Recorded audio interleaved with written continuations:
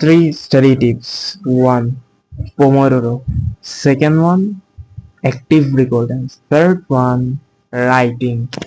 And যদি আমরা 30 minute পড়তে চাই তাহলে এখানে পড়তে হবে 25 মিনিট, ঠিক আছে? আর যদি আমরা পড়তে চাই 60 মিনিট বা 1 ঘন্টা তাহলে আমাদেরকে পড়তে হবে এখানে 50 মিনিট, তাহলে আমাদের অ্যাটেনশনটা ঠিক থাকে। এন্ড দ্য সেকেন্ড ওয়ান যেটা বলছি, অ্যাক্টিভ রিকল। তো অ্যাক্টিভ রিকল কিভাবে রাখবো আমরা?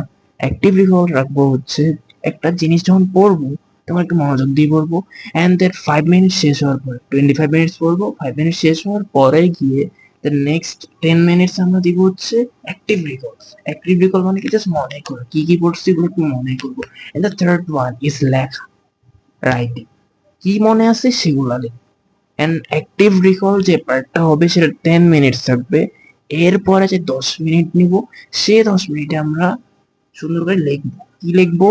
জাস্ট যেটা পড়ছিলাম ওইটা, এন্ড ডান।